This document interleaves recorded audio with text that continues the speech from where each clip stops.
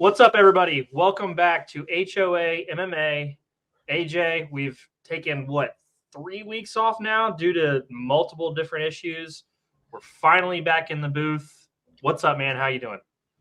First of all, it's been 3 weeks, way too long. Just technical issues on our side. We managed to get them fixed. We are not Roy Jones. We did not forget. We did not forget about you guys. So it's really, really good to be back. It's been a crazy few weeks. I've been ill this whole fucking week. Yeah. So I've been healing up. But man, there is a lot to catch up on. A lot has happened in the last few weeks, man, and I can't wait to get back into it, bro. Yeah, no, it's been a really good few weeks, and it's unfortunate that we've had to miss it due to our issues and just not being the most technical people alive, clearly. But like you said, a lot going on. Let's catch up with you just a little bit. Since you've been sick, what movies or shows have you watched this week? Quite a few. Let me delve Give us your top 3 of the week then. Of the week. Oh, let me go into recently. Top 3 recently. Top 3 recently. I rewatched Boys in the Hood.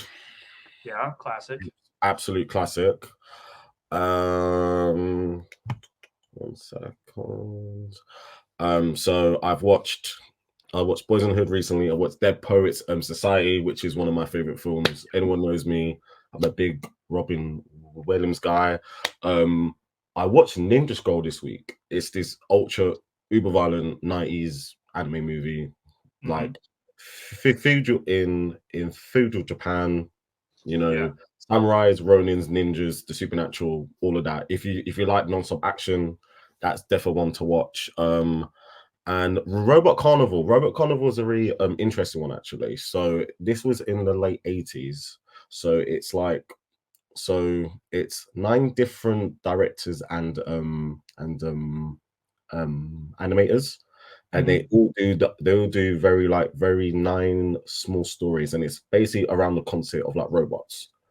Cool. It's really good. So it's like, if you like, I don't know, have you ever watched the movie Heavy Metal, like the really old one? I don't think I have seen it. Okay, so if you watch like Love, Death and Robots, which is on Netflix. Oh yeah, like each episode is its own story. It's kind of like that in a way. So I watched that for the first time, and that was really good. So I watched Evil Dead trilogy as well. I've just been clearing through as I've been sick, like just trying to recover, rest and recuperation. And I'm currently watching Clone Wars. If anyone knows me, huge Star Wars fan. Yeah, I'm just enjoying that right now. Yeah, you are definitely into the Star Wars genre. Recently, been watching Suits on Netflix. It's been getting a lot of like replay value, like on Twitter. And isn't it like 1 billion people watched it over the past? It's crazy. Like it's all of a sudden like its resurgence because it's on Netflix is huge. I watched it a little bit when it was first running, and I was never really into it. And now I'm watching. I'm like, okay, this is enjoyable. I can sit and just binge this and not have to really like overthink anything. So watch Suits, and then I watched the latest season of Baki Hanma. I'm halfway through that.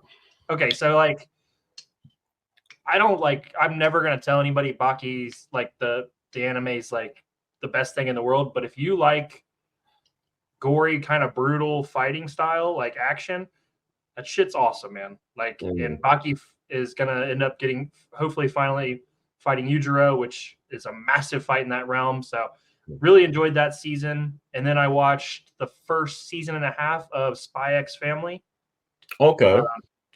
I gotta tell you, man, I really enjoyed it. Like, I didn't know anything about it going into it. And I was like, and one day it was on my Hulu like playthrough, and I was like, sure, I'll check it out. And like, I enjoyed all the spy stuff. It was really good. So I've been keeping my time busy with that. And I bought one of those modded Game Boys on Amazon that has like all kinds of video game, like all kinds of old Game Boy games. I don't know if you guys remember Yu-Gi-Oh! Sacred Cards. That's the one that you play through Battle City. I don't. It's like 25 years old, dude. But I love Battle City. It's like such one of my favorite arcs. I just enjoy that whole thing. So I ran through that on that game, and where you build your own deck and do all that. So that's what I've been doing recently. Obviously, besides the kids, staying busy doing all that stuff. It's so funny you spoke about Spike's family. You're watching it at the right time because season 2 is starting in like the fall. So by the time you probably finish it, you'll have season 2 to like look forward to as well. Yep. So that's a little bit what we've been doing. AJ, let's touch on some of the events we were missing throughout our little hiatus. Luque versus Dos Anjos is the first one we really missed. Let's just give a little review. I mean, shout out to Vicente Luque. Very, very dominant performance, in my opinion. And he beat a legend in RDA that gives you a lot of name value on your resume. What did you think about that card overall? It wasn't a card that didn't really set like the world on fire, but considering the last time we saw Luque, he got battered by Jeff Neal. Like, we've never seen Luque, for someone who's known to have like an iron chin, for him to get like just beaten up everywhere, and then in the last late third round, and then you get slept like that. Like that's the kind of fight that kind of takes like a lot out of you. And to see him come back against someone like RDA, granted RDA is kind of getting like older, and RDA hasn't had the most success when he's moved up at 170, but RDA is still RDA. RDA will give anyone a tough out. Like, if you just look at the resume of guys that he's fought in his career, that kind of just speaks like to the caliber of a fighter he is, and he's a fault, and no matter how long it was, he was once like a former champion. So, and good for Luque. The other people I want to give shout outs to was Khalil Roundtree. He just beat the shit out of Chris Dawkins and kind of sent Dawkins away now. I think Chris Dawkins has now been cut, but Khalil was very, very impressive, and I'd like to see him kind of face against higher opponents now, especially when you beat someone who was ranked in a higher division, who's come down, and you beat them up like that in the first round. And he's on a really good win streak. I do feel sorry for Hakeem Dawodu against Cub Swanson. I thought he won that fight personally, in my opinion. Huge robbery. Even when you see the results come out and the guy who won, when when you look at their face and even they don't think that they won, that kind of says it all. That kind of says it all. And I also want to give a shout out to Terrence McKinney. Like, he came back. Granted, it wasn't against probably a top tier opponent, but he got out there and he won, and he looked good. He looked really good in that fight. And for someone who has so much potential and talent, that was exactly what he needed. He needed to kind of get like a bit of like, he needs to get used to winning again, and hopefully he can use this as a chance to kind of like get back on there. Yeah, like you said, couple really solid fights on that fight night. Cub Swanson got away with a win there that he probably didn't deserve. Just that kind of thing. I don't think people look at losses the way they used to. I think something like that, you still don't drop that far because people realize that. So I think he's going to be right back in the mix. Good for Cub Swanson getting a win, towards the later part of his career. I just felt bad because I didn't think he won that fight either. And then Roundtree, like you said, I don't know the last time I saw a Dawkins brother winning a fight. It was probably when they were police officers, to be honest. Those guys have been destroyed recently, absolutely demolished. And now they're both no longer part of the UFC. It's rough. Yeah, I mean, you just can't lose at that alarming of a rate and expect to have a job. It's crazy. And then, obviously, Luque moves on to bigger and better things, and RDA, he's definitely got some tread left on the tires, but his days as a contender are definitely over, in my opinion. So there's some good fights out there for him, but he cannot be a title contender at this point.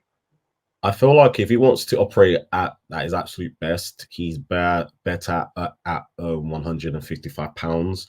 When he fights at 170, these other guys are just a bit too big for him. Like, and don't get me wrong, he's good everywhere. Like, he doesn't have a hole in his game, but when he moves up to 170, you can see there is a huge like size difference. Don't get me wrong, he can go out there and beat good people, but because of who he is, he's only going to get like killers. And you know, when you find against everyone, when everyone's as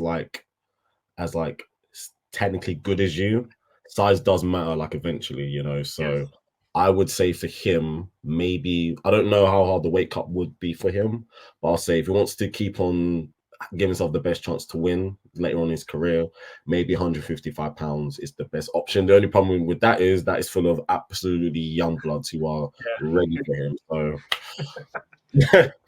that jump between 155 and 170 is like, it's such a just like, it's got to be a little bit demoralizing unless you're like the top guys. It's got to be very demoralizing because it's so hard to break into where they're at right now. So yeah, that was a solid fight night. Some really solid fights. Yeah, good to see Luque get back in the win column. Okay, let's jump ahead to UFC 292. Before we do that, I just want to say, just go over just the week before with the Dallas card.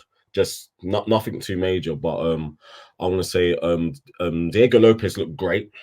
He looked great, and I feel like he can, if he keeps on building on this, he could really make noise at 145.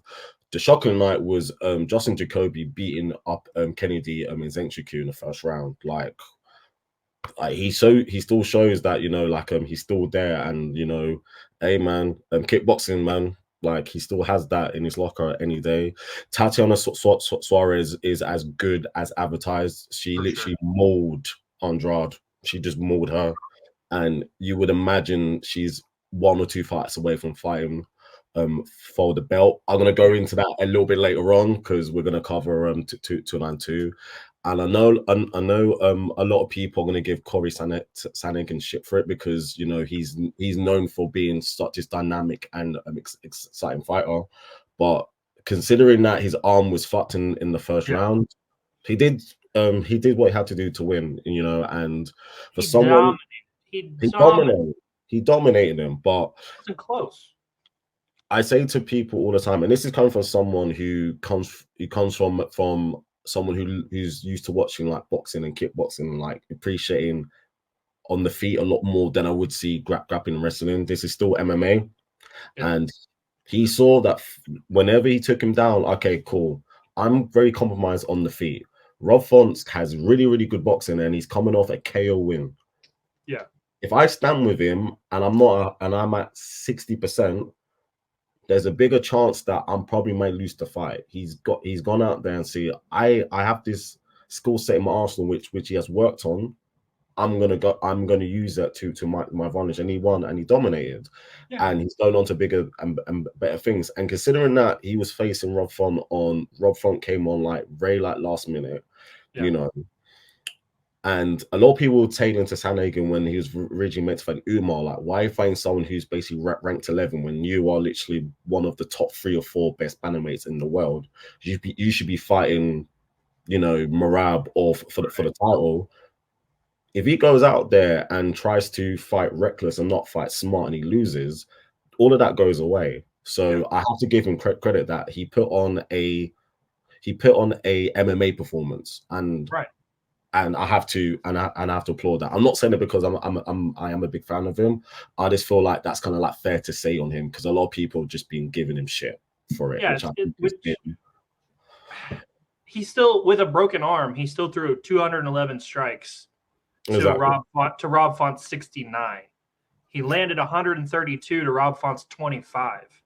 Like he was still, and he had almost 20 minutes of control time. For Corey Sandhagen, that's a clinic on the ground, like absolute clinic. Like I understand, like people on it just gets so like out of reality on the internet sometimes. That's an incredible performance for anybody. And the comments about him fighting somebody as low as Umar, nobody wants to fight Umar. That's the problem.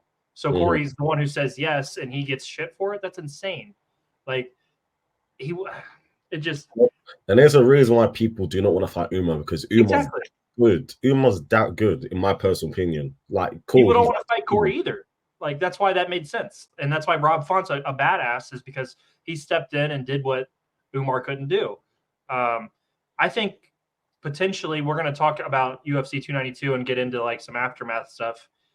Sandhagen versus Sugar Sean on the feet would be, that would be electric. Like, that's the kind of thing that you could, I would be very, very intrigued to see them fight and the way that would go on the feet.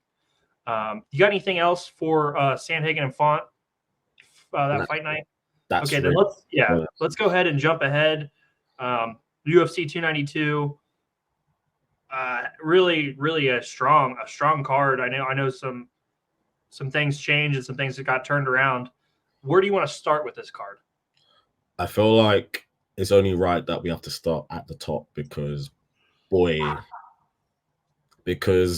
Dana and the boys are very happy after that night because they finally made it happen. Like, you know, their guy, like, is it kind of like safe to say that O'Malley's is the first UFC homegrown star within the social media time, considering, you know, when he joined on Dana White's Contender Series, you know, with like Snoop Dogg with the O'Malley viral. Yeah, if you're saying the social media era, because considering that kind of like grew him, because I know with like Connor made his buzz over in the UK when he's fighting on Cage Warriors. He was a featherweight and light champion over there before he came to the UFC. He already had bars over there.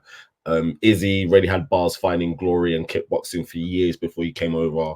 Whereas O'Malley had a few fights outside of the UFC, and the UFC have kind of cleared from the very, very start, have really kind of pushed him to be, you know, the next superstar. And him winning against Aljo, it's like, now it's like they just put a rocket to him. I mean, 5 minutes after his win, like his KO moment is all over social media, all over the UFC social media. That is insane. It's insane. I picked Aljo. I never expected Aljo to give Sean I never expected him to give Sean the chance to strike, like to trade with him like that. And the moment Aljo tried to overextend himself, it was perfection. Like, that's just the perfect over the top down. You can see Aljo's face, realize it's coming, and it was just such a pure, it's perfect. It was a perfect counter punch, and that's all you can ask for. I know we had a little bit of back and forth about the stoppage. I do think when Aljo turned over, that could have got a lot worse, because he did end up flipping over to his stomach, and that could have gotten a lot worse than it already was.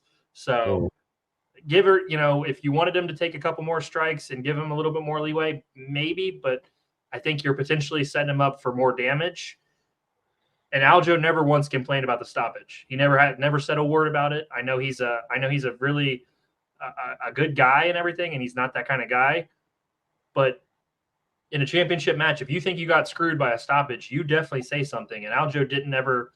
I thought he did a really commendable job on the mic afterward. Also, he put away that cringe bullshit that rubs me the wrong way, and I thought he was really honest, and I thought that was really great from Aljo. But insanity was that counter, man. Insanity. Yeah. And Aljo looked good in the first round. Aljo looked good in the first round. Like, he did everything right in the first round. He was coming forward, he was putting pressure, and it was getting O'Malley against the fence a little bit. Even though O'Malley's footwork was clean, lateral movement, side to side, but Aljo kept kind of like rolling forward, and he was being patient, and he was chopping at the leg. Yeah, he was chopping at the leg, and that's kind of what you really have to do against someone who has such a like length on you. Even though I think Aljo has in terms of length, in terms of arms, his arms are longer, but just in terms of height, it makes it very. I think in that situation that you're saying, they use their limbs differently though, because O'Malley's, the way O'Malley kicks and everything, it feels like it extends probably further than it does. So I do like that you brought that up, because Aljo does have decently long arms and legs, but I think O'Malley's, the way he strikes is just very. His precision and everything makes it seem like it's more than, you know, his actual reach. Because he's so good at at managing space. It's kind of what's like Sandhagen said it before. It's all about controlling space. Like if you're really good at controlling space and like kind of knowing, okay, here, if I'm over here, I'm safe. When you come here, I move to the side, I move back. If you come a bit too close, this is when I'm going to extend on you. This is when I'm going to pull back. And O'Malley's really, really good at that. So to kind of what you said, it creates an illusion of like whenever they do throw the kicks against someone who may be longer than them, because they're taller than them, it looks longer than what it is. But Aljo looked good in the first round. He did everything right. And I kind of had a little think about Aljo's last couple of fights. This was kind of coming in a way in terms of what happened in round 2. He can be really reckless sometimes in terms of like if he's on the feet for after a while, he will overextend. He has that kind of like funky style, like he calls himself like the Funk Master and stuff. Yeah. And we saw against Jan in the first fight against someone who has a clear advantage on the feet. Once they kind of get like a read on you after the first round, because Aljo did well against Jan in the first round as well when he kind of overwhelmed, busy with him. But then once you have a round and you kind of like take it all in and you get like a read on okay, I do have a technical advantage of you on the feet. You're just trying to like overwhelm me. So eventually you can obviously get me down and implement like your grappling on. You can start to like see there are openings and gaps there. Oh yeah. For you to counter on, and we saw Jan do that in their first fight before he went and threw the knee. And even against Marlon Moraes like a couple of years ago, when Aljo kind of went in and shot in, Moraes kind of read it, and that's when he threw the knee and put him out. And the same thing with obviously O'Malley. Obviously, those things are very different, but like the same thing kind of applies. Once O'Malley kind of got like a read on him, you know. The moment Aljo overextended the first time, as you said, O'Malley's eyes light up and it was just like nonchalant, bang. And that was it. Pitch perfect counter, you know. And now we have a brand new bantamweight champion, and I'm very excited for this in the sense that bantamweight, in my opinion, is the best division in MMA, period.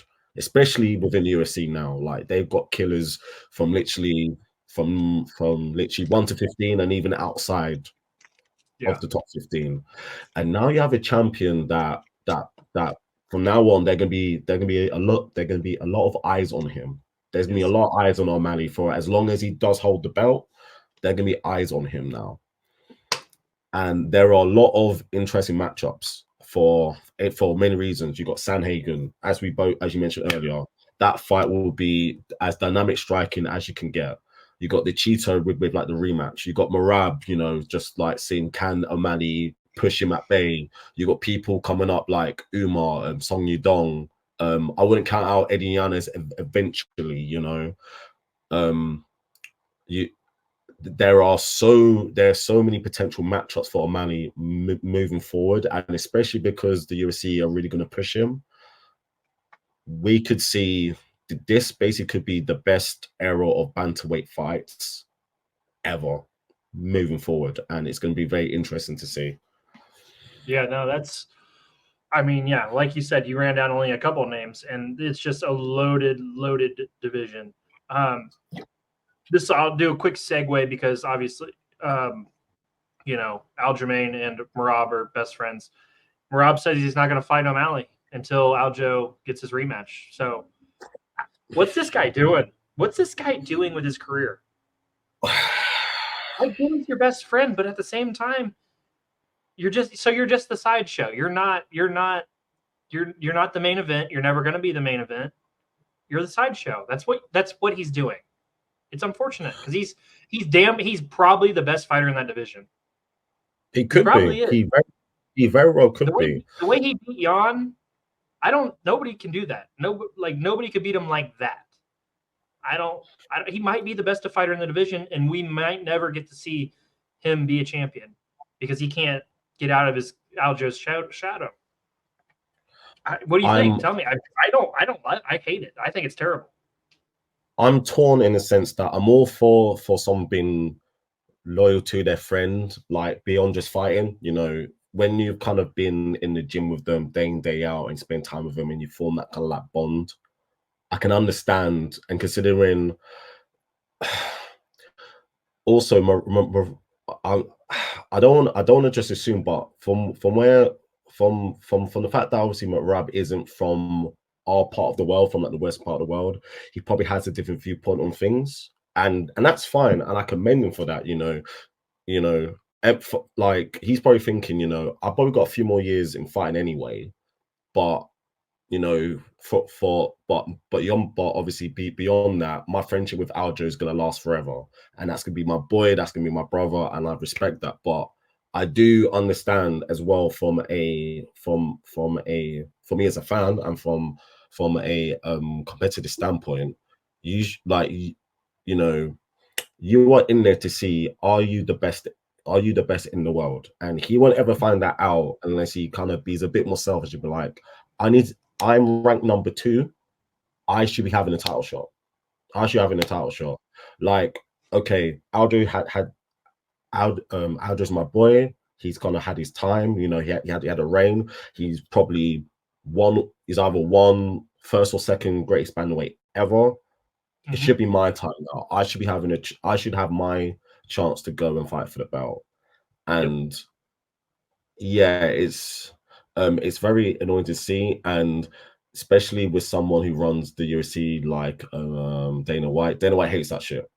Period. Oh yeah, and he's come out the other day, and he came out the other day and was shitting all over it.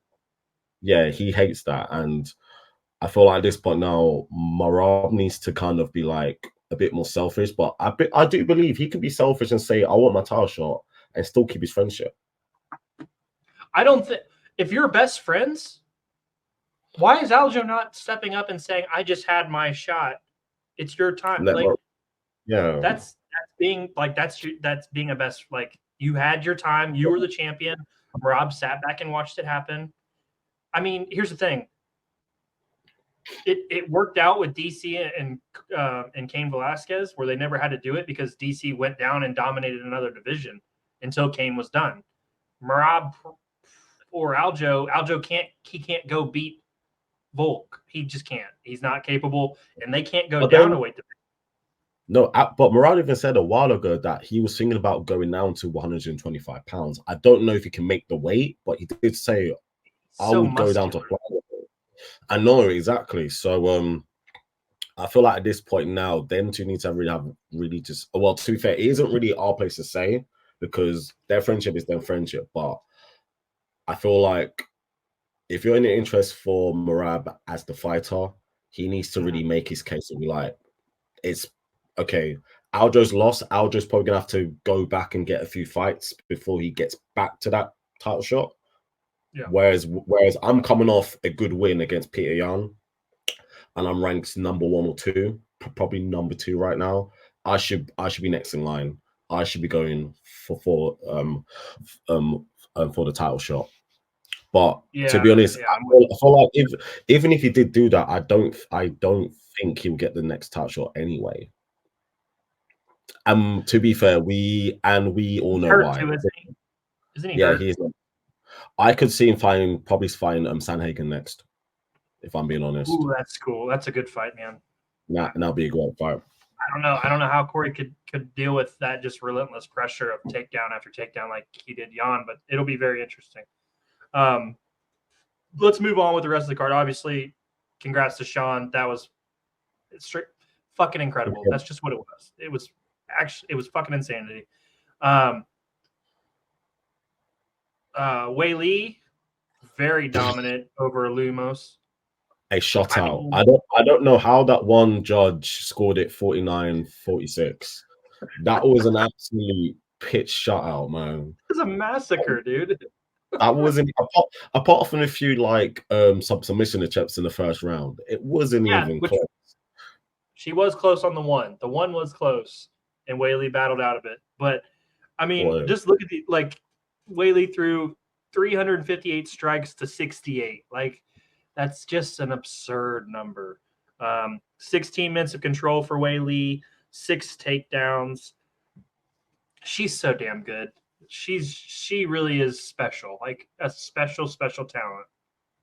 her growth as a complete MMA fighter is incredible. Like if you look at her when she first won the belt the first time, she was all power, all marauding, hands, you know, pretty much like a kickboxer in a way.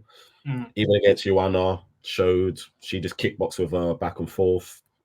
She obviously lost to Rose with that insane head kick. Came back in a rematch, which I thought she won. Very grapple heavy. She clearly showed that she worked on wrestling when she was working with Cejudo. Against Carla Esparza when she eventually won the world back. No, won the belt back. You know, showed improvements in her grappling as well, and then obviously against Amanda Lemos, that all kind of came together. She kind of showed her growth all in one great package. Yeah. On the feet, too quick, too powerful against someone who can hit hard herself in Lemos. Like Lemos can actually crack and just completely mold her on the feet. Like it was a masterpiece. It was an absolute clinic, and I think it's safe to say she could be pound for pound the best women's fighter in the world, arguably. Yeah, with Amanda gone, yeah. I mean, Grasso and the Bullet have some say in that here in a couple weeks. But obviously, I'm with you. I think Weili is the best women's fighter alive right now because Amanda's obviously not active. So she looks incredible. Amanda Lemos, you know, she's gonna have to bounce back. But and if I am the UFC in terms of what's next, I do know they're high on Tatiana Suarez and they really want to push her, but you got to do China next year. You got to do Zhang against Yang Xiaonan in 2024.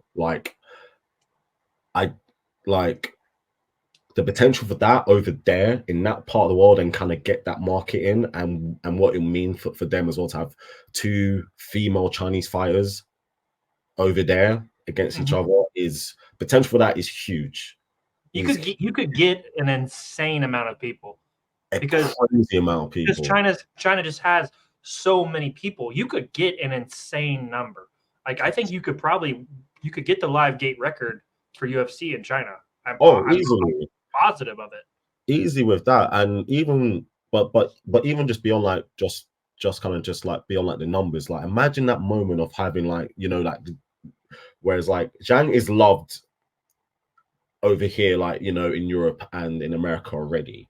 You know, she's very, very likable.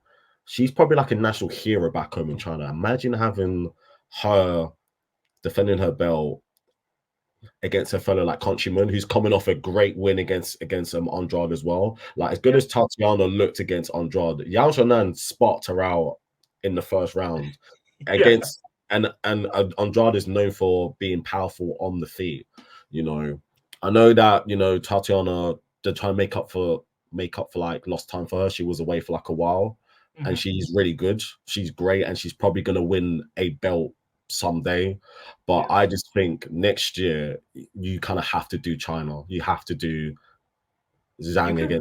You could really make that a spectacle. Like that could be something spectacular. Exactly. Let's jump ahead. Do you want to touch on Ian Gary assaulting another man in the cage for 15 minutes, or do we just pass by that because that was borderline abuse, and that was like the way he beat Neil Magny was kind of disgusting. The way he just fucked him up, it was bad. Well, you know how recently I'm kind of recovering from this bad like leg injury. Yeah. My leg was twitching the whole time I was watching that fight, man. As someone who was kind of like taking like leg kicks before, they hurt. So I can't imagine taking against someone like Ian Gary when every time he's chopping out that leg, Neil Magny's either on the floor or he's hopping in one leg. Like that must have been brutal. Well, like, the first kick of the fight put him on his ass, and I was like, okay, well this is bad because anytime that, and it happened a bunch.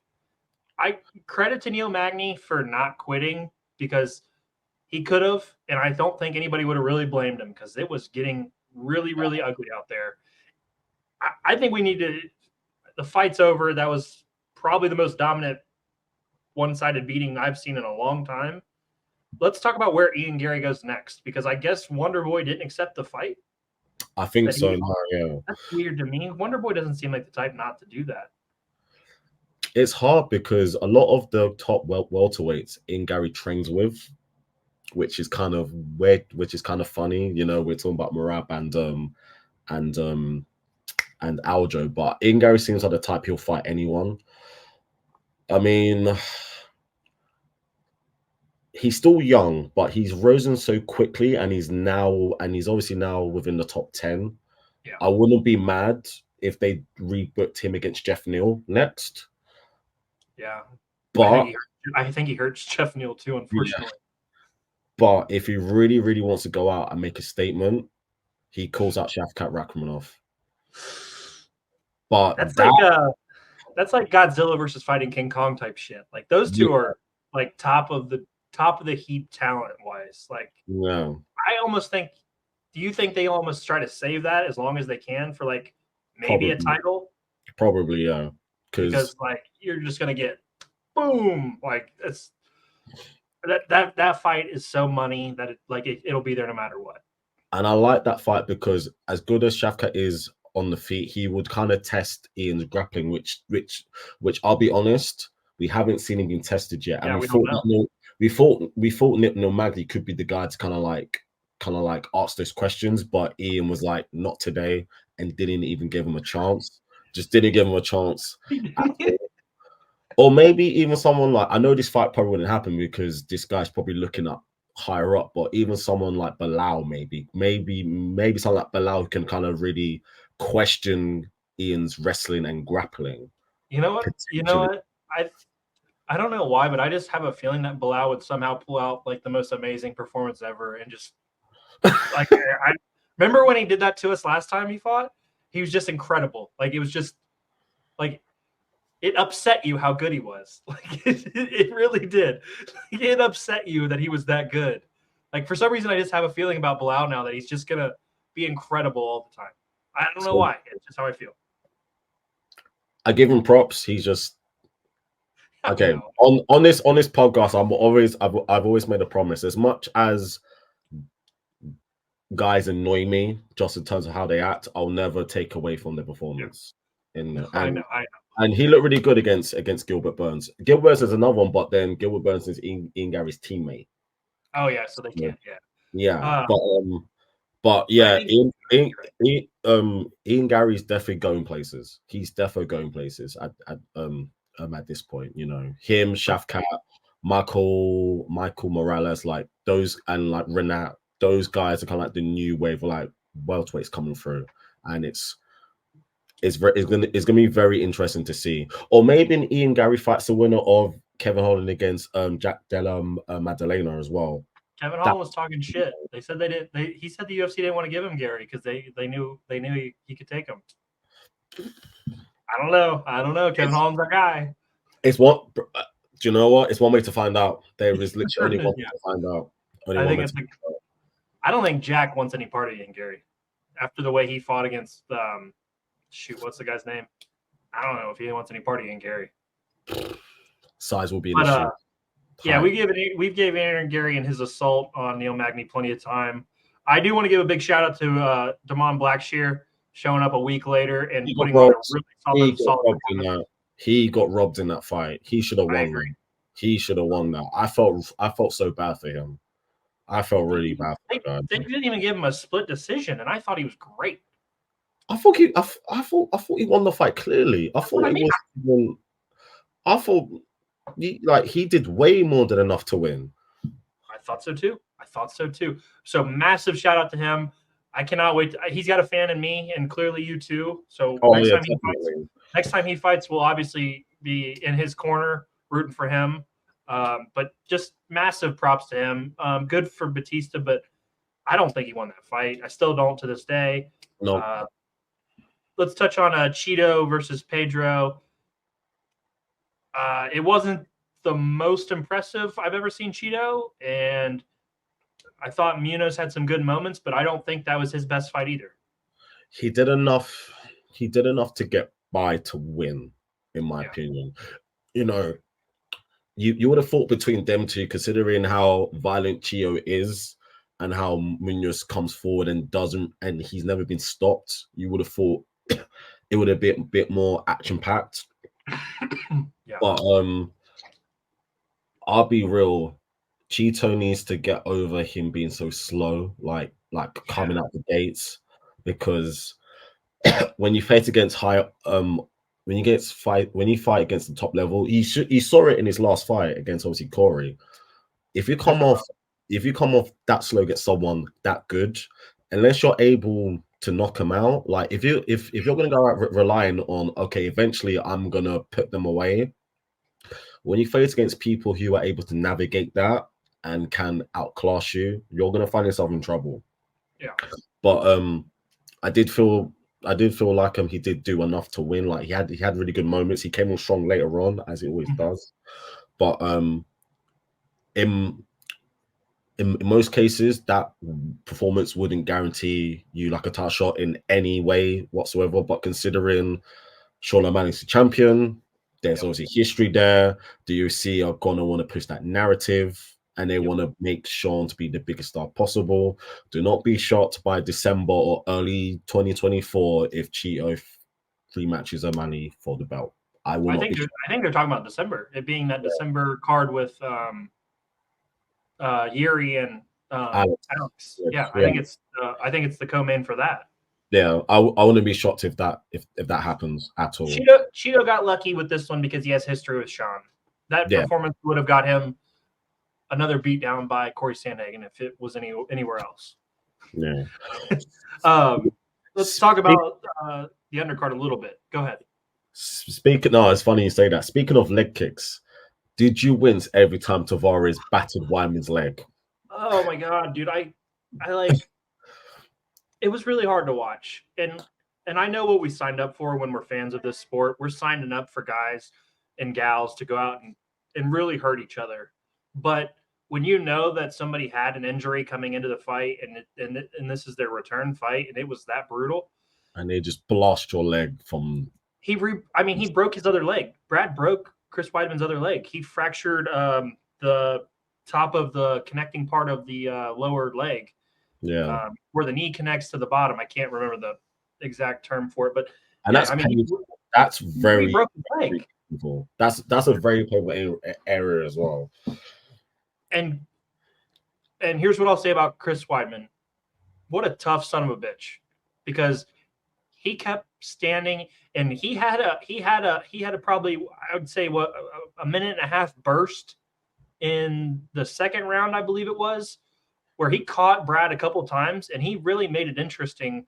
Obviously, the fight in terms of score was over, but he made it really interesting and connected on a few nice shots that were like, oh crap, could Chris maybe pull out a magic trick here? Really tough, really, really tough. Great win for Brad. I really like the way Brad fights, but Chris Weidman, you're so fucking tough, dude. It's incredible. Congrats on getting back in the ring. Hope you can recover again. But wow, that was rough to watch. That being a prelude to Gary attacking Neil Magny's legs was like just really, really a bad night to have legs. Shout out to RoboCop, our guy. I still will never forget that image of his eyebrows connecting with a just massive gash. Yeah, can actually see the bone. I'm pretty sure you can see the bone in that gash. Yeah, no, it was one of the worst cuts I've ever seen. Those elbows he threw were meant to kill somebody. Those elbows were as extremely as powerful as it gets. What did you think about RoboCop getting back in there and getting that nice TKO?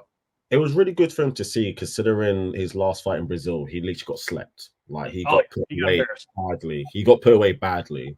But it's good to see that hasn't deterred him. Like as you said, those forbidden elbows came from hell. Like they were just mean. They were very, very mean. They were to the point, and it was a typical RoboCop performance. The last thing I will say about the prelims is one fighter that I'm very high on is Natalia Silva. She's gonna be a problem. She's she looked good. She impresses me every single time I see her fight. I won't be shocked if we see her within the top 10 sometime next year, because she was very impressive. Very, very impressive. I'd like to see her get in there one more time this year, and then, like you said, break into that top 10 next year. You know, first third of the year. But let's get out of UFC 292. We both really enjoyed it. Strong showing. Let's jump ahead to Fight Night, Zombie, and Holloway over in Singapore. Yeah. You know what? To start off, just a thank you to the Korean Zombie for the years and years and years of entertaining fights, of big moments. A guy that we both have a lot of respect for, and we've really enjoyed his career. Yeah, thank you, and enjoy your retirement. You've really earned it. So, what do you got for the Korean Zombie before we get into the actual fight? A pioneer, truly a pioneer. A cult hero, for one. You know,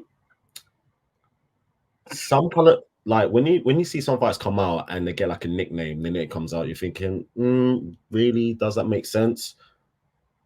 It's perfect for him. Like, Zombie is perfect for him. You know what you're gonna get for him. Literally, if you go back to his days in the WEC, like the way he fought then, his mentality is the same when he walked out against Max.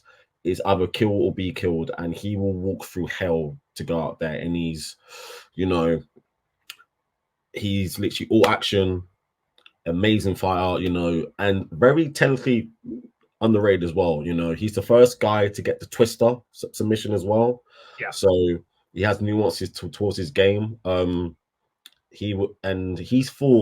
He's fought everyone. He fought Aldo, he fought Max, he fought Frankie Edgar, he fought Ortega. He beat Dustin when Dustin was young. He beat Dustin as well. Like, he's fought a slew of people. Jair. I mean, it's just he's and considering as well, he lost 3 years of his prime because he had to do national service as well. So, and boy, he has one of the best walkout songs ever. Like, and that kind of showed, like, you know, after when he walked out and the crowd is just singing it out for him, like that kind of shows in how high regarded he is. And I'm so glad it happened in Singapore. I'll say this now, the fans over there were like amazing from for like every fight. They were great. It was great for, I mean, ideally you would have done it back in Busan, back in South Korea, like, because obviously that's obviously where it's from. But to have him retire around that continent and around that region around that region of the world, like, I'm gonna miss him, man, like, because you already knew whenever he came out to fight, it wasn't a boring fight, man. Like, he brought it every time, man. And he's an absolute pioneer. You know, if you haven't watched some of his old fights, especially the ones in the WEC, like, I didn't watch WEC, that was kind of like a bit before me. I went back and watched them.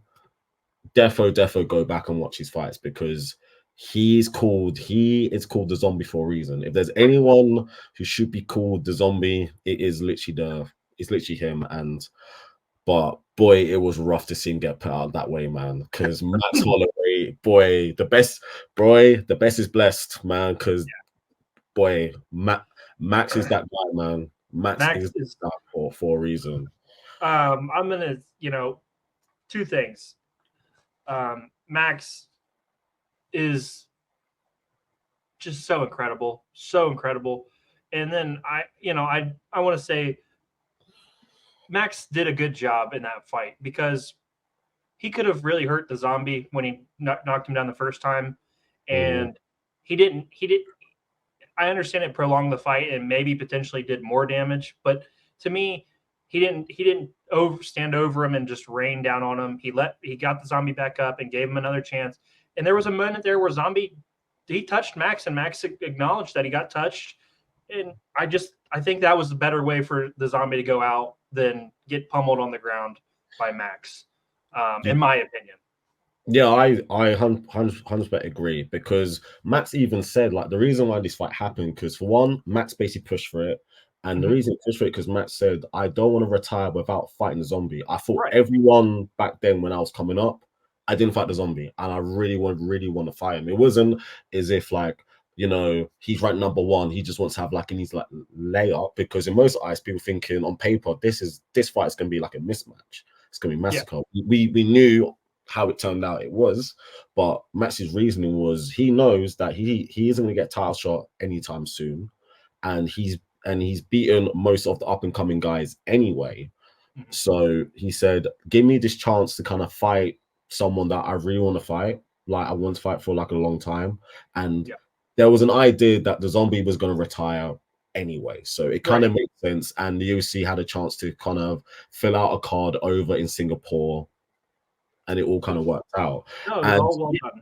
It was all very well done, and yeah, like Max drops in the first round. He could have rained down on him, but he didn't. He kind of wanted, you know, the referee to kind of like call off himself without raining and do unnecessary damage. That could have backfired, you know. But Max has trust in his chin, and for good reason, because his chin is made out of fucking vibranium, because he's never even been dropped ever. But that overhand right that put Zombie away, like that walk off was clean as hell. But it was perfect. That literally summed up the Zombie in terms of live by the sword, you die by the sword, and it was pitch perfect. But incredible performance by Max. Side note, I think Max traps Ilia Topuria into a fight.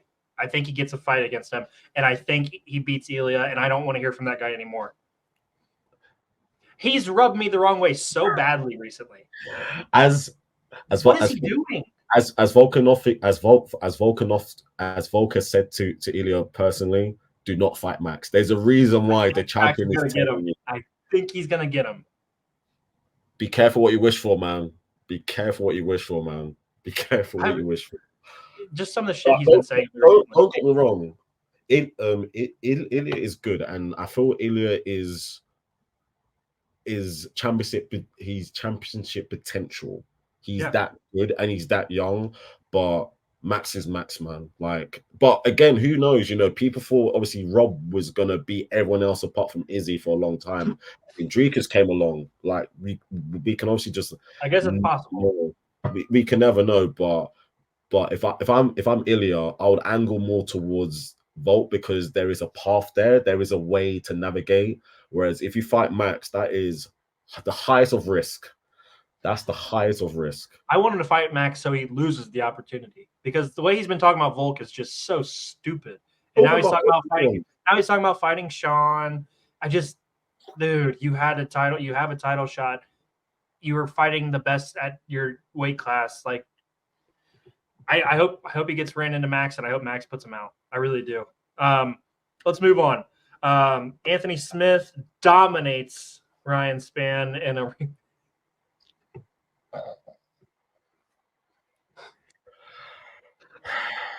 I love Anthony Smith, but god dang it, dude. That was hard to watch. That was that guy. Jesus. That was painful to watch. That was rough to watch. There's no reason that was the co-main event. No reason that Blanchfield and Santos wasn't the main event, or the co-main event. Sorry. That booking makes no sense. Like,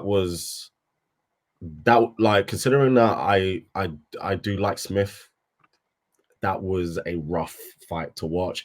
And if I'm Ryan Spann, I'm gonna be annoyed, because he did have his moments, but he just doesn't pull the trigger enough. No, I don't know. He's just, he teeters on that like 8 to 10 level of the lightweight division. But when light heavyweight. When he's on, he will cause problems for a lot of people, but it's all mentally here. He's never on. That's the problem. Yeah. He's on one side of 3 fights. It's that there's no consistency. Exactly. And he just lost to the most inconsistent fighter in his weight class. Like, it's just twice now. Oh god. I can't do it. A quick sign up before we go for the rest of the card. What do you think of Smith's comments about Alex Pereira? He's gonna get hurt. If he keeps it up, he's gonna get hurt.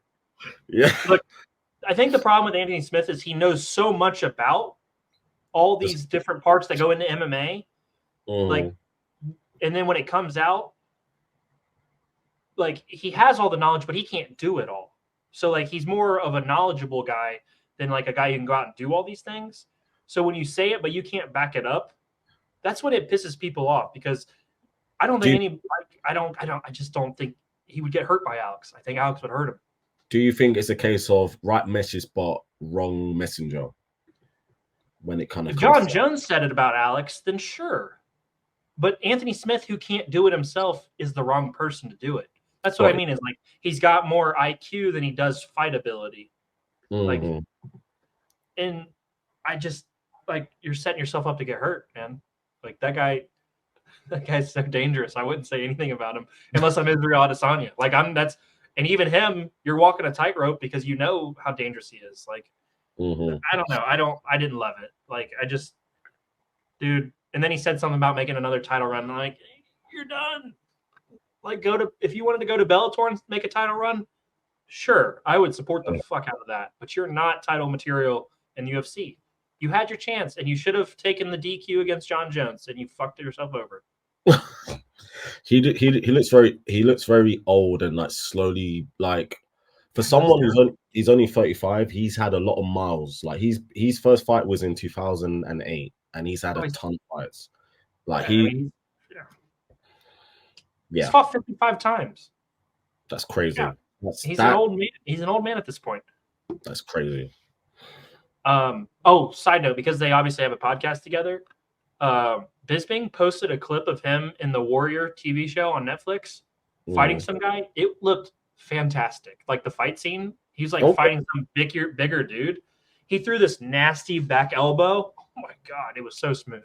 Sorry, if you watch Warrior, you may know what I'm talking about, but it was a really cool fight scene. I'll tag it on Instagram, tag it to you. You want to talk about Alex and Giga? Or what else do you have on this card? Because I know we need to talk about Aaron and Talia. Cool. I felt bad for Bruce Leroy. I'm a big fan of his, and I thought he may have just done enough to like sneak it. Maybe, but he broke his arm in the first round. But considering that he broke his arm, he did very well. He did fade towards the end of the third round, and it's a good bounce back win like for Giga after being missing for a very long time. He did it really good. It was a fun fight, but I just felt in the first two rounds Alex may have just sneaked by just a bit for me personally. But I'm not really mad at obviously Giga winning. Giga calling out Yair. I'll kind of chill out on that. I would really advise you to kind of chill out before asking for him, because I'll be real, I want to see Giga get a win against someone in the top 10 before I believe him and his boasting and kind of how he is, because the last time we saw him going out talking crap about everyone, and you thought against your first real test, you kind of got like a hard in. So don't get me wrong, he's very good, he's very talented, but I just want to see him get another win within the top 10 before he starts calling out all these big names again. Totally fair. Let's jump ahead. It looks like Erin Blanchfield really cemented her spot in the flyweight division. I would assume she'll be coming up for a title shot very soon. Really impressive from her, man. She is really, really good. And that's not to take anything away from Talia, who's also really good herself. She just ran into a better fighter that night. I was very impressed with both of them. I mean, in the first round, Talia Santos looked great on the feet, and she asked Erin a lot of questions, because she was kind of like, she was keeping it at bay, even though Erin was relentless going for the takedown, she was kind of like keeping the takedowns off, keeping it on the feet, and she was showing she is a better kickboxer. Yeah. In the first round. In the second and third, she kind of got tired, and Erin was like, okay, I can kind of show that I can, I'm not going to get put off by, if I go for a takedown and it doesn't go my way, if I'm getting busted up, I'm getting bloodied, if I'm getting pieced up, if I keep on doing what I'm doing, and I can see that my opponent is kind of like fading, I will eventually get through to them. And she showed that. And against someone who gave Valentina Shevchenko fits in their fight, like she pushed Valentina as close as she could, in what showed to be as right now Shevchenko's last title defense, to beat someone like Santos in that way, and you answer a lot of questions, because someone who's 23, 24 years of age. Very, very, very, very impressive. I was very impressed with that, and she could be in for a title shot next, but I think that will depend on what happens in the co-main of this weekend. Oh yeah, that's a good point. As of now, I think she deserves it. I think she's earned it. No, yeah. Of course, if you beat someone who last fight was literally for the belt, you're normally going to go for the belt, but there's a reason why. We'll go through that when we cover Paris. But as of right now, as of right now, she's probably next up. But there is an outsider who could possibly make some noise about it as well. Last thing I have for fight night, Holloway versus Zombie. For me, I would like to have Junior Tafa just fight on every card. I just love the way that guy fights. He's fun. I feel bad for Parker Porter. He seems like he's like a cartoon character almost with that name. But Junior Tafa, man, just a fun, badass guy. So yeah, I would like to see him fight a little bit more. He's 5-1 now. Keep putting him on these cards, man. He's a fun night out, and he can put anybody out with one punch. I feel bad for Parker because at first he faced Justin Tafa, who's Junior's older brother, who basically knocked him out, and now Little Bro came through and sparked him as well. He's very impressive, he's for someone that big, he has a lot of technical skill. Like you can kind of see that when he fought in Glory like a few times, and he's still young, so he's definitely going to make some noise eventually if he keeps working on his game, running things out. The last thing I will say in terms of for fight night in Singapore, the other fight on the main card, Rinya, he looked really good. I'm really impressed with him. For someone who he's very happy. He's very heavy with his hands. He's predominantly like a wrestler.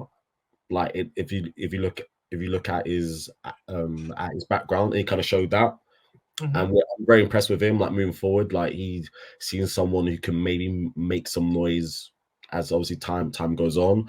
Also on the main card, I think it's Cortez, the heavyweight, on the feature prelim. That knockout when he folded him was absolutely I forgot about that. Man. Like he's definitely someone who I'm gonna look out for a bit more, because his right hand is lightning quick. It's lightning quick. So yeah, it's Cortez Acosta. Yeah, he's got Waldo Cortez Acosta. Yeah, that was impressive. I forgot about him. Yeah, that's definitely someone I'm gonna look out for moving forward. Yeah, really good card. Really fun. Shout out to Max, obviously. Shout out to the Zombie. Enjoy retirement. Let's move on to this weekend. Sandhagen versus Spivak over in Paris. A lot of Paris on this card, man. A lot of Paris. Do you have anything on the undercard you really want to get to, or should we just get right into that main card? I just want to say I'm just happy I've got 2 weeks in a row when UFC events are at good times for me. Oh yeah, great for you. Great for me, man. Like, so I just want to just say that, if you're a European, you'll be very happy about this. In terms of for the undercard, I'm gonna go over the feature prelim. Colin Loughran. I think I'm saying his name right. He made a big buzz over in Cage Warriors. He's Yes. 8-0. Big Irish fan base, like huge, really like huge like fan base coming over. A ton of hype. He's making his UFC debut, so he's someone who I'm gonna have a bit of an eye on. And Reese McKee is back as well. People will probably remember him when he got mauled by Hamzat in 2020, but he obviously left. He went back to Cage Warriors. He won back the belt again over there. He's looked very, very good. He's very talented striker on the feet mainly, but he's coming on really good momentum. So it's quite good for him that like he's obviously back now. He's kind of like earned he's earned his way back. There's Farid Basharat who is 10-0.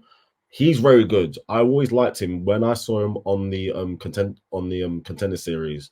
He looks like someone who's got quite something about him. So I'd imagine him to kind of carry that on. He's faced against a good opponent in Rodriguez. So those are the fights for me. He beat Blackshear. Yeah, he beat Blackshear on the John Jones and the Gone and Jones card. Yeah, he's really good. He's very good. He's very, very good. So those are the fights that I'm going to be on the eye for in terms of the prelims. Okay. Yeah, there's a lot of good fights, a lot of young, up and coming guys and gals getting opportunities. Let's jump into the main card. I believe it starts off with match 6. I'm going to tell you what, I'm not going to do well with these French names. So if you would like to take over, I think it's match 6, Morgan Charrier. Oh, Morgan Charrier. And then Manalo looks like Zucchini to me, but yeah. How you got that one shaken out? I don't know much about Zucchini, but Morgan, who was in Cage Warriors as well. It's crazy because he's had a lot of fights, but he's only 27, 28. So he's been around for quite a while. He has for someone who's so young, he has a lot of MMA experience. He was a former Cage Warriors champ as well over there, just like Loughran and McKee. He's making his UFC debut. He only found that out fairly recently as well. So, and he's coming off, I think 3 wins. I think he's coming off three wins in a row. So, you know, again, this is just I'm not trying to like put any bad shade on Zucchini, but just based on what I know, I'm gonna go with Morgan to win. Okay. And also Morgan is French as well, so he's gonna have a lot of hometown buzz around there. I'm gonna take Manelo just to be different, and just because the French love to stay indifferent, I'm gonna go against the French tonight. Let's go to the next fight. William Gomez versus Giannis Gamorro. Gamori. Yeah, how do we see this one going down? I feel like I saw Gomez fight before. Where did I see him? I feel like I saw some of his work. He was on Pavlovich and Blades. Yep, that's where I saw him. Pavlovich and Blades. Yep, go ahead and tell us how that one shakes out. This fight is going to be a very even fight, in my opinion. You know, you got one guy who's 12-1, the other guy who's 12-2. Gomez looks really good, like in terms of fights that I have like seen him. Gomez, or he has a huge height advantage. So Giannis is only 5'8", Gomez is 6 foot. Right. And he also has a 7-inch reach advantage to Giannis's 69. They're both quite young as well. They're both 26 and 28. So this fight is going to be a close one, but I'm going to go for Gomez to win. I'm going to go for Gomez just to probably sneak it, probably 2 rounds to 1. I'm going to take Gomez too. I enjoyed his fight on the Blades and Pavlovich card. I know a little bit more about him. I'm going to ride with him also. Yeah, I really think he's got some potential at featherweight. Let's get into Volkan Oezdemir versus Bogdan Guskov. It feels like the heavyweights always like these guys. They always like the newcomers. They're 14-2, 13-1. It feels like they've got a little more experience. How do you see this one going down? So Guskov is making his UFC debut, I believe, as well, but he's very heavy-handed. Like if you kind of look at on his wins, a lot of knockouts, a lot of knockouts, and Oezdemir been there, very experienced. He's ranked as well, so considering that he's getting a ranked opponent in his first fight, kind of shows that the UFC are very high on him. I'm not going to say this. I'm not going to say this. This is probably like a sign of things to come. But we've seen Oezdemir face against someone in their debut before. That guy was Yuri Prochazka. We saw how that fight turned out. But again, with that, people kind of knew like Yuri was like something very, very different and something potentially like greater than him. But this fight could be a fun one. If Gustav comes out here and if he's able to really get hands on, obviously, Volkan, he can make a fight of this. The only thing is, the only person who's really put Volkan out cold is Yuri. I know that Cormier got a TKO win, but that's because of the wrestling and kind of like ground and pounding. He kind of like broke him over time. Only Yuri's been able to really catch Volkan clean and put him out cold. I'm going to go for Volkan to win, though. I'm going to go for Volkan to win. I just feel like Volkan is going to be savvy enough to really kind of get himself out of danger and be able to navigate and just use his experience a bit more. I'm going to take Guskov. I want the heavy-handed guy. I'm going to take him to get a TKO. TKO victory over Oezdemir. Next fight on there, Thiago Moises versus Benoit Saint Denis. This one is going to be fight of the night for me. This one could be a really, really, really good one. I've rode with Bennett for the last, I believe we predicted his last 2 fights for sure. I picked him to get the win against Bonefim, and I'm going to ride with him again. I have him winning this fight. Same here. He's good, considering Bonfim was coming off a credible momentum, a lot of hype around him, and he literally shut that shit down. He literally shut it down, and he looked good doing it. That right there is a great win. Thiago Moises as well is good. He's obviously been ranked before. He's been around top level guys. I think he's coming off a good win as well, actually.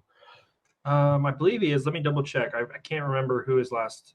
Costa. He subbed him in the second round. He did. And considering the amount of fights Moises has had, he's still only 28. Yeah, so he's got time. He's still got time, and that kind of shows how stacked lightweight is. But I'm gonna go for, considering that this is gonna be in Benoit's backyard. I'm gonna go for him to go out and make a statement. I'm gonna go for him getting a sub in round 2. Nice. Okay, yeah. So we both got Benoit winning that fight. This is the match you hinted at just a little bit ago. We got the Thug Rose coming back and fighting the hometown gal. Was that Manon Fiorot? Yeah, Manon Fiorot. Yeah, the American language doesn't provide us with those. This is a tough fight. This is a really good fight, though. Thug Rose, if she's Thug Rose, she's right back in the mix. But if she does not show up, she's gonna get steamrolled. There's 2 outcomes here for me.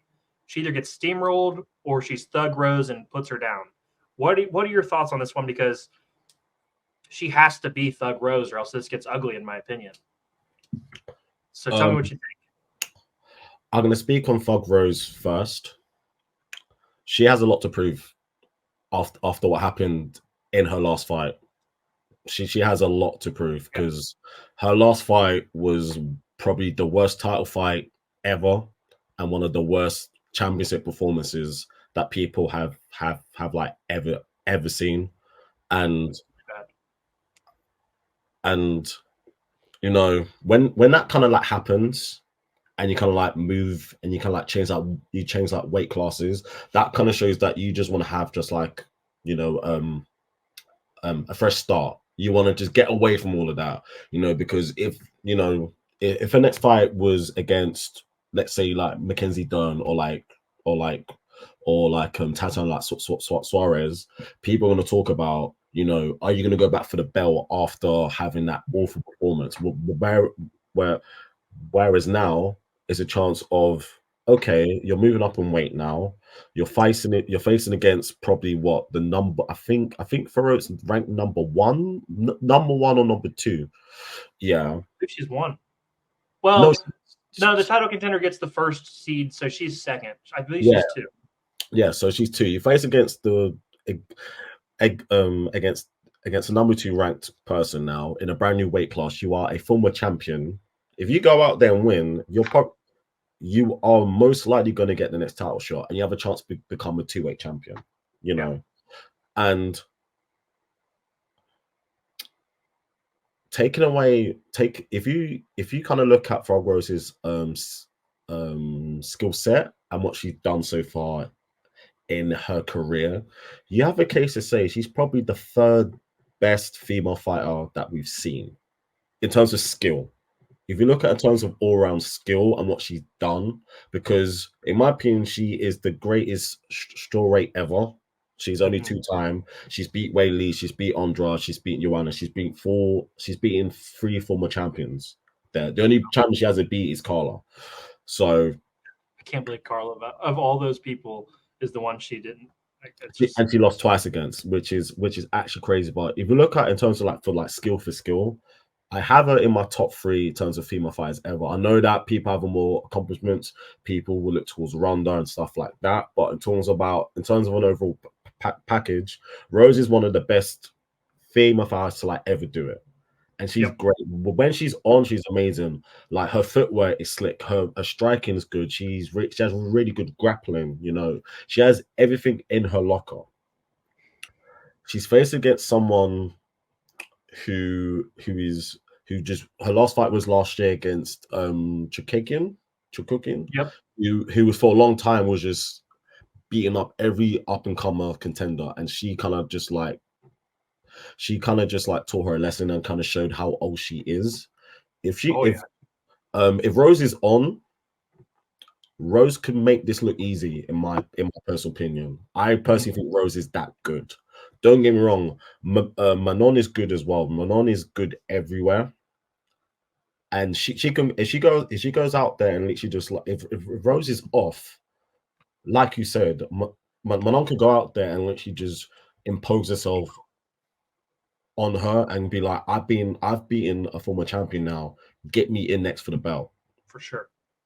But if Rose is on and I believe after taking a year of people just like pouring on her, saying how bad her last performance was, she's gonna want to go out there and she's gonna want to go out there and put on a show. And if Rose is on, I believe Rose can make it look easy. And I do have Rose winning. Wow. I just don't have the trust in her that I did before after that. Like, so I'm going to go the other way. If you look at the last three fights for Mannion, she beat Bueno Silva, Jennifer Maia, and Chuchigan. Those are three really good wins in a row. And she's won five, at least she's won 10 straight before that. And all three of those people are former title challengers. So that is and Bueno Silva's about to get another title challenge like soon. If she didn't fail that drug test, she'd be probably getting a fight. Exactly. After she beat Holm the other couple weeks ago. So I'm going to side with her because I really do like Thug Rose. I think she's phenomenal. But I lost a lot of faith in her when she showed up to that fight and never really fought. I thought it was embarrassing.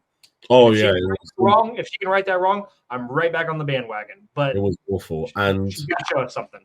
And there's huge potential. Her facing Valentina or Grasso is a very inciting prospect for either way. Yeah, no, those fight against either one of those two is very, very exciting. Those fights would be electric. For sure. All right, let's get to the reason why everybody's going to show up to the building. That guy, Surreal Gone versus Sergey Spivak. I don't think Spivak's good enough to beat him if Gone shows up. Like, he's just so good. I feel so bad for him because he just wasn't ready to fight John Jones.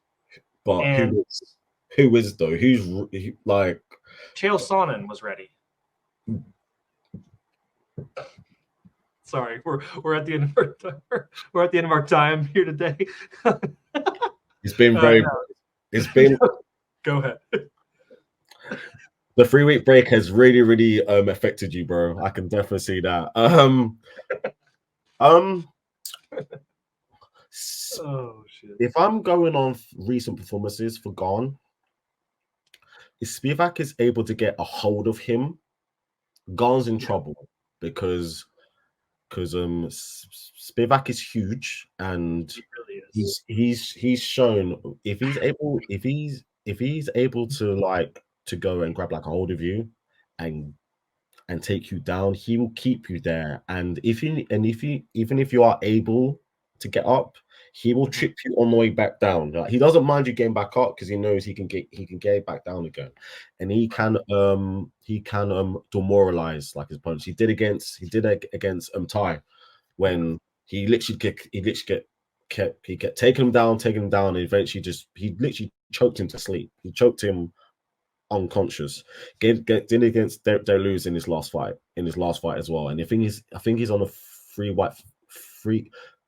fight win streak. So he's coming off really good momentum. You know, he's really good. Like he's really good at what he does. He's very effective. That being said, he doesn't live with Gone on the feet. He doesn't live Gone on the feet. Gone is too quick and he's too accurate. And if he's able to maintain his distance and doesn't get pressed against the cage, and he's able to like move around and kind of just be Gone, he's most likely gonna pick him apart, you know. And there is no shame in losing to John Jones with like at all. Like we are talking about the greatest, in my opinion, like the greatest fighter ever, right? He is the greatest fighter ever. Yes, yeah, he is the greatest fighter ever. Like there is no shame in losing to John. There's no shame to losing John. But again, John kind of showed, and what Francis did, he has a hole in his game, which is obviously the grappling. It's a case of, can Sergey get close enough to take him down and keep him there? And is Gone able to keep him at bay to obviously and use his footwork and pick him apart? Because we saw when Sergey faced against Aspinall, who is another very quick heavyweight who has very, very quick hands. Tom got Sergey out of there very, very quickly. Yeah. So I'm gonna go with Gone. I'm going to go with Gone within 3 rounds to win. I just feel like he's eventually just going to break him. He's going to pick him apart. He's going to use his kicks. He's going to use his hands. He's going to circle around and he's going to overwhelm him. And he's eventually going to break him. And it sets up for a Gone against Aspinall, man. That's basically one fight that we both said that we both just want to see. I'm not picking Gone to win just because I want to see that fight. I do believe that Gone has enough tools to win, and I feel like he will. But that kind of sets up what I said before about those 4 young heavyweights coming through. You got Pavlovich, Aspinall, Gone, Almeida. You know, you got Almeida who's fighting against Blade soon. You got Pavlovich, who is the back fight for Johns against Stipe in November. If Gone gets through Sergey, we're gonna get him against Aspinall, and that's gonna be an incredible fight. Yeah, but anything can happen. But I'm gonna go for Gone. I'm gonna pick Gone because I only want him to fight Tom Aspinall. I think he wins by TKO in the 2nd round. in my head, I'm seeing some kind of kick. I want to see a nasty head kick or something like that from Gane. Really get back in there and really prove himself again. You know, he's had a cut, you know, losing to Francis, he beat Ty, and then he lost to John Jones. Gane's gotten through the ringer a little bit in these last 3 fights. I think it's time for him to get back, get right, beat Sergey, not Pavlovich, but Spivak, and move into that mega fight versus Tom Aspinall for a shot at the title. I think that's the perfect way to go, and I don't see him getting beat in Paris. So yeah, that's the prediction. I got Gane winning by TKO in round 2. AJ, whew. This has turned into quite a bit of a mega episode for us because we'd obviously been gone for a while. Good to be back. Good to see you on the camera and good to actually get something recorded with you. I do want to say shout out to all of our viewers, our friends on Twitter. We're almost at 50 subs now. We were at 50. We lost one, but we're really close. Thank you guys for all the interactions, and we're going to keep doing this. And now that we've got our issues figured out, we'll be back again next week. AJ, what do you got for us before we get out of here? Another thing in the combat sports world, Usyk defended his belt against Daniel Dubois. It was a controversial one because Daniel Dubois caught him with a alleged low blow. Some people think it wasn't. He hit him in the waist. I saw it looked clear. It looked very clear to me that it was in the waist. Yeah, and you know, Usyk kind of got away with one, even though from like another angle, it looks like he did hit him low. But Usyk is notorious for having his shorts up high, but he did kind of recover from that. He big broed him like in the more later rounds, but impressive win for him. Probably gonna hopefully get Fury and Usyk at the end of the year, but we're gonna get Ngannou versus Usyk after Ngannou upsets Fury. Boy, it's been a long 3 weeks. Bro, there is a better chance of me wearing a Browns jersey at some point than that happening. Hey, that could be happening any time now, so that's very likely. Big blue all day. Big blue all day. No, apart from that, I'm just trying to recover. But it's great to be back. Honestly, it's literally just great to be back, man. It's great to be back. It's great to talk. It's great to talk some good scraps. And we're probably gonna after next week, we'll probably have a bit of a break, but then we'll be back with the main guy. The main guy's back. My guy's back. So all ahead for 293. Yep. All right, guys. Well, this has been HOA MMA. We appreciate all of your support. Like, subscribe, hit us up on Twitter, on Instagram. We're always around, and we will see you guys next week. HOA out. Peace out.